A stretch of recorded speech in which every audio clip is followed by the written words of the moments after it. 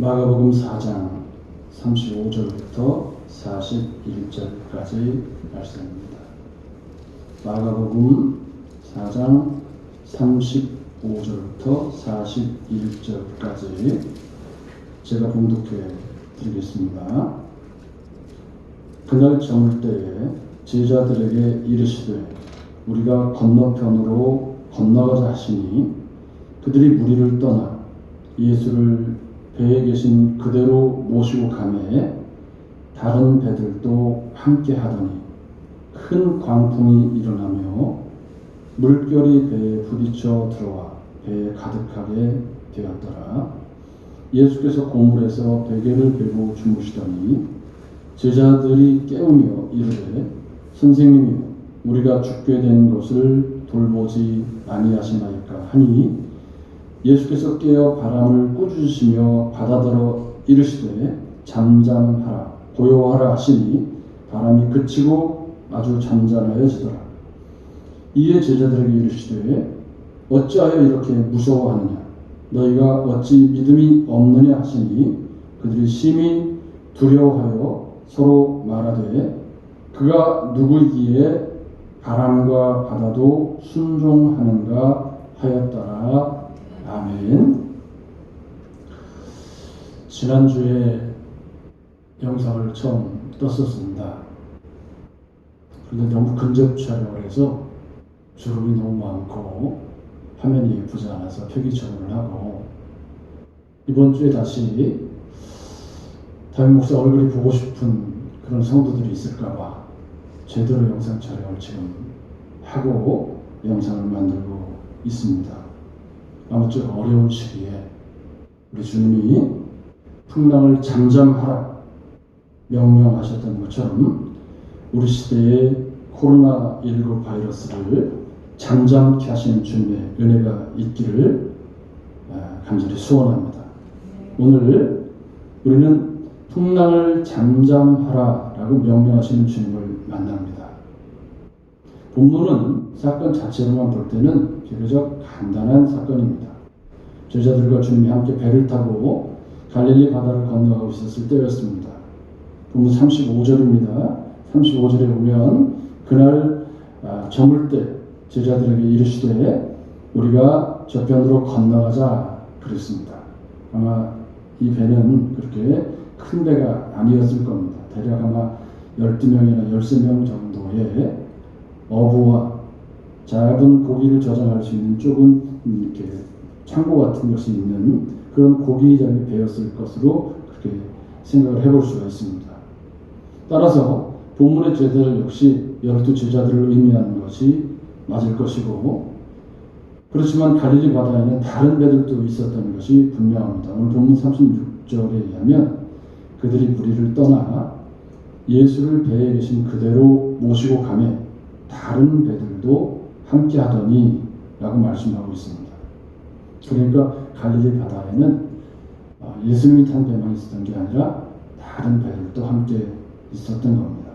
그런데 갑자기 바다에 큰 광풍이 일어났다고 했습니다. 이 큰 광풍은 지진이나 바다의 폭풍우를 가리킬 때 쓰이는 말입니다.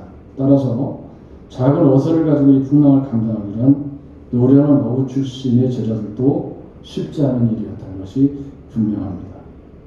그래서 제자들은 난파의 위험을 느껴야 했고 두려움에 빠질 정도가 되었습니다. 원래 갈릴리 바다에는 이런 현상이 자주 일어났다고 합니다.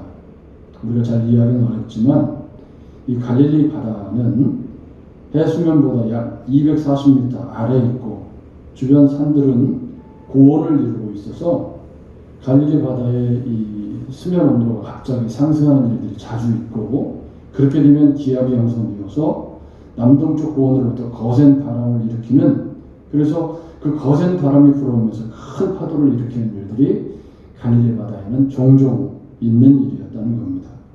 어쨌든 큰 물결이 배에 덮이게 되었습니다. 오늘 본문 37절 말씀에 보면 물결이 부딪혀 배에 들어와 배에 가득하게 되었더라 라고 말씀하고 있는 것을 볼 수가 있습니다.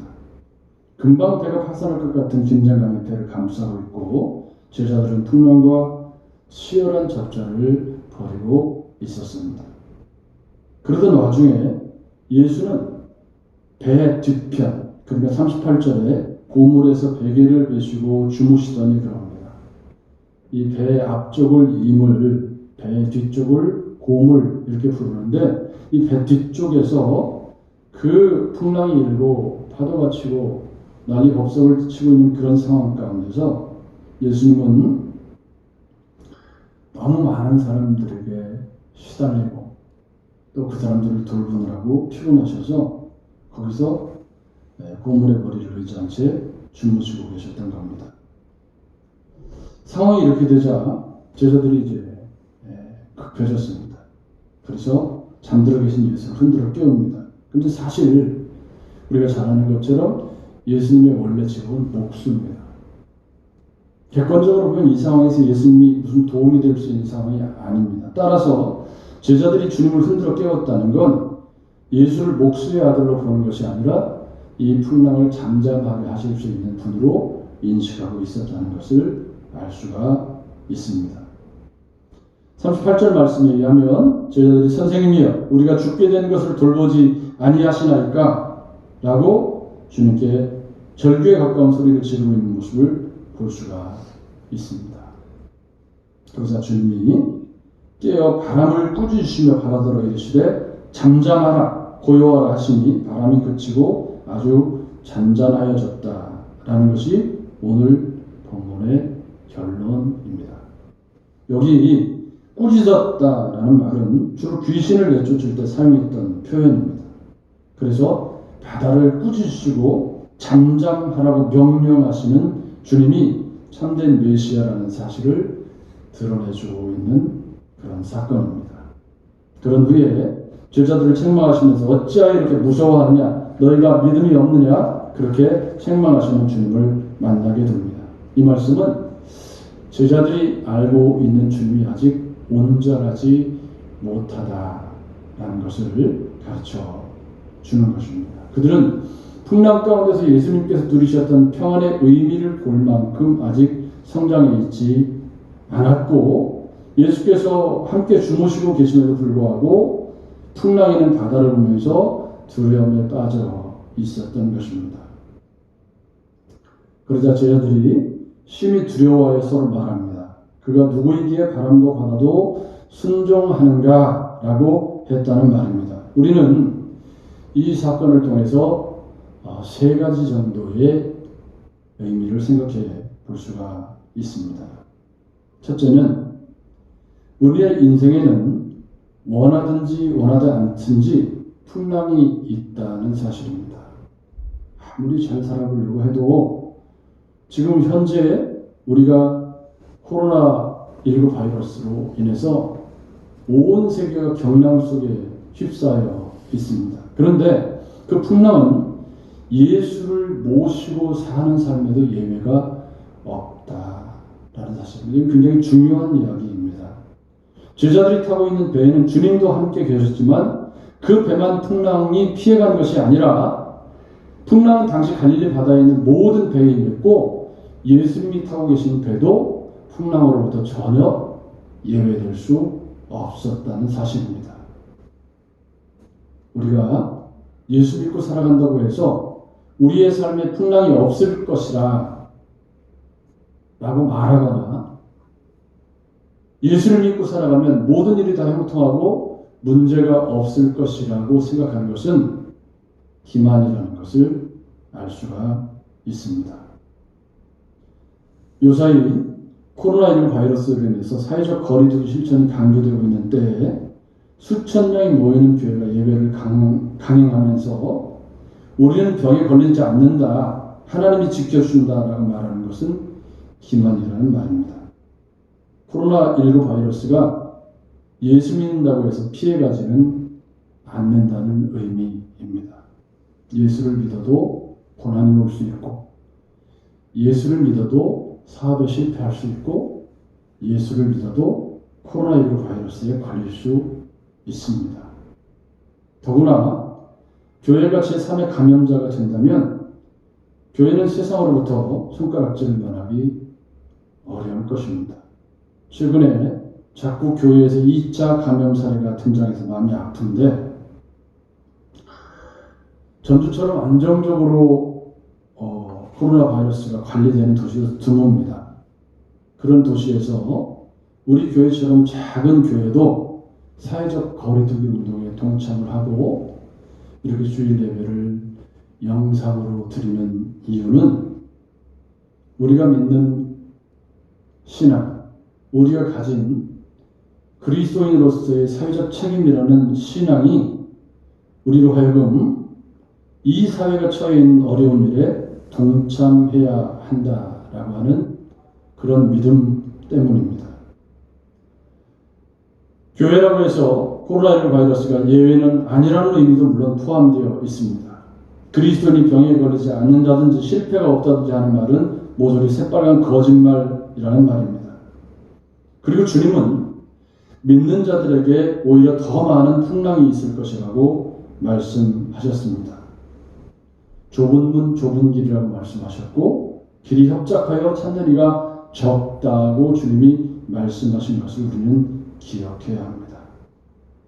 그런데 이런 풍랑이 엄청난 두려움과 함께 우리의 삶에 찾아왔을 때 우리는 무엇을 할 수 있는가, 혹은 무엇을 해야 하는가 하는 것이 오늘 본문이 우리에게 던지고 있는 중요한 질문입니다.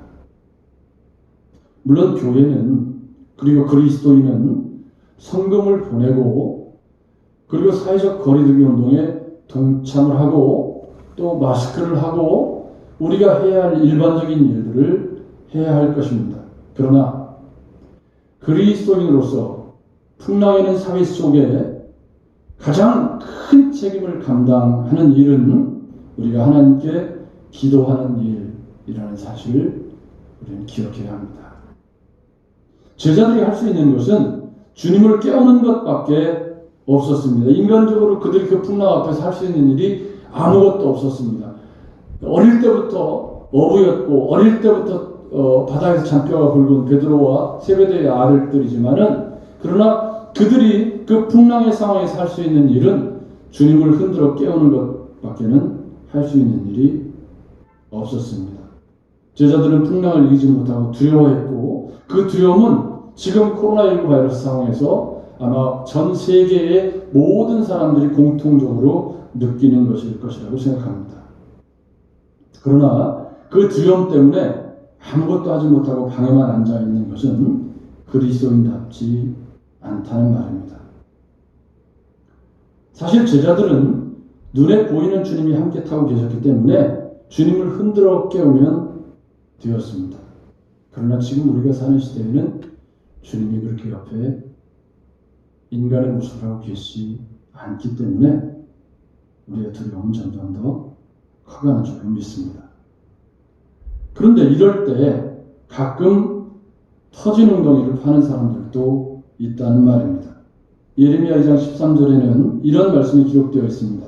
내 백성이 두 가지 악을 행하였나니 곧 생수의 근원이 되는 나를 버린 것과 스스로 웅덩이를 판 것인데 그것은 물을 저축하지 못할 터진 웅덩이라. 이 터진 웅덩이라는 말은 인간적인 노력을 의미합니다. 웅덩이를 파기 위해서 땀을 흘리고 손에 피멍이 들 정도로 열심히 최선의 노력을 다해서 웅덩이를 팠는데 그 웅덩이가 쓰지 못하는 터진 웅덩이라는 그런 조롱 섞인 표현이라는 말입니다. 예레미야서에서 이 표현은 이 이스라엘 백성들이 하나님을 내어버리고 시올의 물을 마시려고 하수를 마시기 위해 아수르에 있었다, 그렇게 표현합니다. 이게 무슨 얘기냐면 하나님의 심판인 바벨론을 대적하기 위해서 하나님을 의지하고 하나님께 회개한 것이 아니라 애굽의 지원 요청을 하고 아수르의 도움을 청했던 이스라엘 백성들의 어리석은 모습을 터진 웅덩이라고 표현하고 있는 것입니다. 지금 우리가 사는 시대에 이 코로나19 바이러스가 기승을 부리는 이 시대에 우리가 터진 웅덩이를 파는 행위를 해서는 안 될 것입니다. 어떤 행동이 터진 웅덩이를 파는 것일까? 저는 하나님을 의지하고 기도하기를, 예배하기를 모두 패하고 오로지 두려움에 사로잡혀 집안에만 서식하면서 온통 마스크와 손소독제만을 의지하고 살아가는 것이 바로 터진 웅덩이를 파는 그런 일은 아닐까 조심스럽게 생각을 해봅니다. 두려움은 우리의 가장 큰 대적입니다. 전주의 상황이 그렇게 위급 단계도 아닌데도 우리를 꼼짝 못하게 합니다.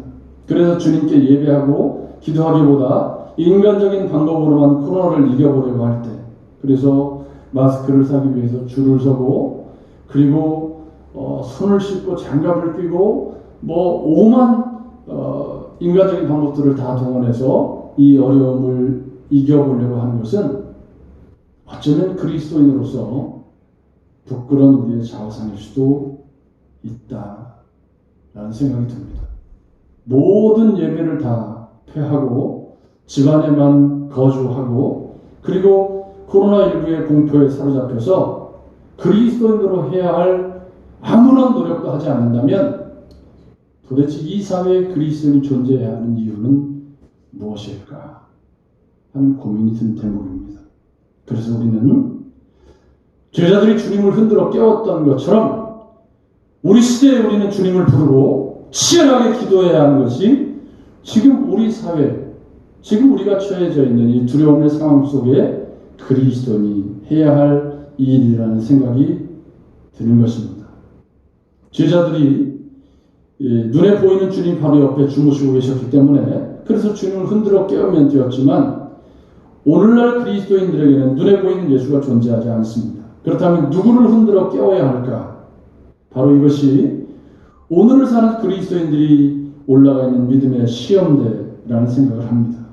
오늘날 많은 그리스도인들이 제자들과 같이 눈에 보이는 주님을 만나기를 갈망하고 그러나 주님은 오고 오는 세대의 그리스도인들을 바라보면서 육체로 만날 수 있는 주님을 주신 것이 아니라 성경에서 주님을 만나라고 진리의 말씀을 남겨주신 줄로 믿습니다.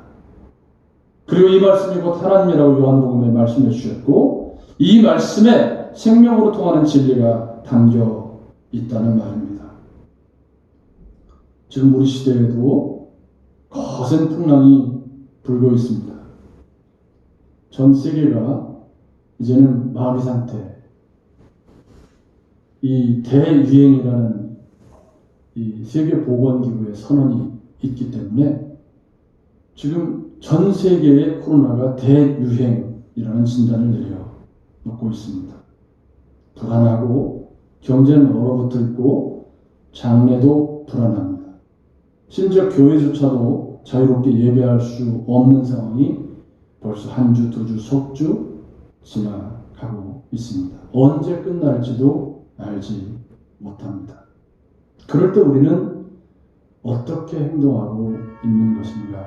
우리 스스로에게 진지하게 물어볼 필요가 있습니다.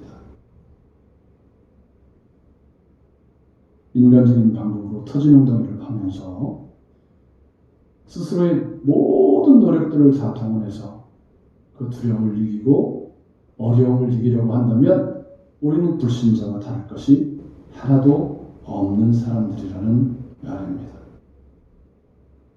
이럴 때 우리는 생수의 근원이신 주님을 의지하고 그 주님께 찾아가서 수고하고 무거운 짐진 자들을 부르시는 주님 앞에 깨어 기도하는 것이 그것이 그리스도인으로서 사회에 대한 책임, 교회에 대한 책임을 잘 감당하는 일이라 그렇게 여겨지는 것입니다.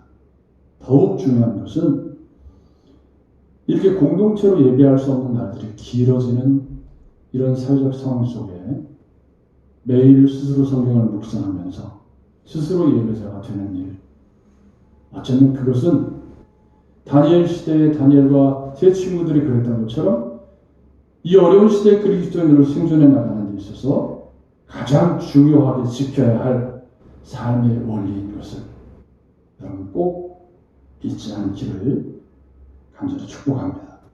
세 번째, 주님은 넉넉히 그 풍랑을 잠잠하게 하실 뿐만 아니라 사람들이 가지고 있는 불안까지 완전하게 제거해 주실 수 있는 뿐이라는 사실입니다. 주님이 우리를 삼킬 것처럼 달려드는 풍랑을 잠잠하라! 명령하시고 그 풍랑을 잠잠케 해 주셨던 것처럼 오늘 우리 시대에 온 세계를 불안에 빠뜨리고 있는 이 코로나19 바이러스도 주님의 섭리 가운데 있으며 주님의 통치 가운데 있음을 믿습니다.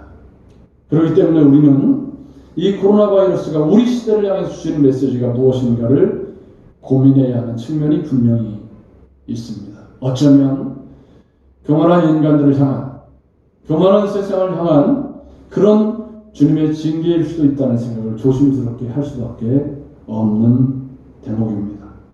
그러나 주님은 그런 인생들을 징계하실 때 그 징계도 사랑이라는 사실을 우리는 잊지 말아야 합니다.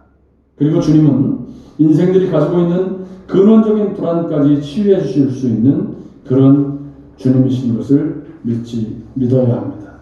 풍랑을 만나 불안에 떠는 제자들과 고물에서 평안히 잠을 주무시는 예수의 대조가 오늘 세상 속에 사는 그리스도인들과 세상 사람들 간의 대조가 되어야 된다고 생각하지는 않으십니까? 우리가 세상 사람과 똑같은 모습으로 불안에 떨고 세상 사람과 똑같은 모습으로 살아가고 있다면 또 예수 믿으면 병에 걸리지 않다고 사회적 거리두기라고 하는 그런 책무를 감당하지 않고 모이는 교회를 고집하는 것도 또 그리스도인으로서 합당하지 못한 모습인 것을 우리는 기억해야 합니다.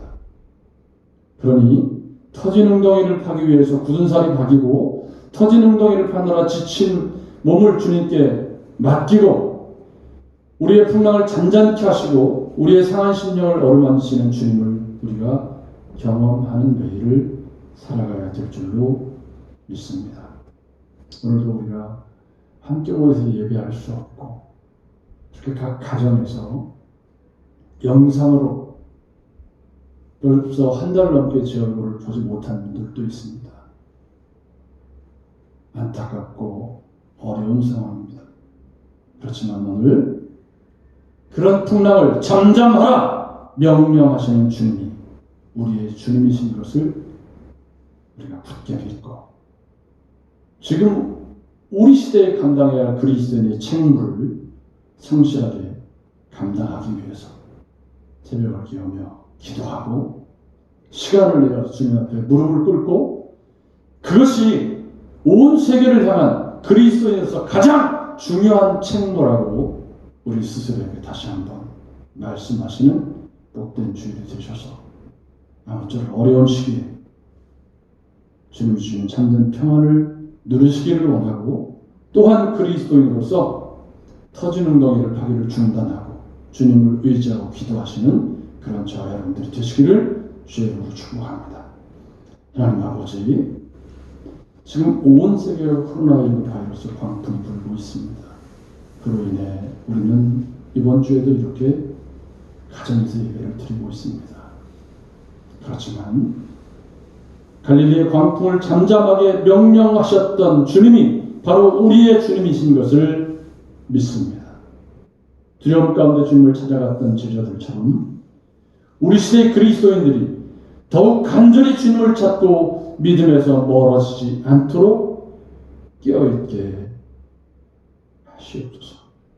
하나님 아버지, 어서 속히 코로나19 바이러스에 치료제와 백신이 개발되어 온 세계가 신음하고 있는 이 전염병의 고통에서 승리하게 하여 주시옵소서. 예배하고 싶어도 예배할 수 없는 시대적 아픔으로부터 교회를 구원해 주시옵소서. 이런 식의 믿음이 연약한 성도들이 주님에게서 멀어지지 않도록 도와 주시옵소서. 우리를 구원하신 예수님의 이름으로 기도했습니다.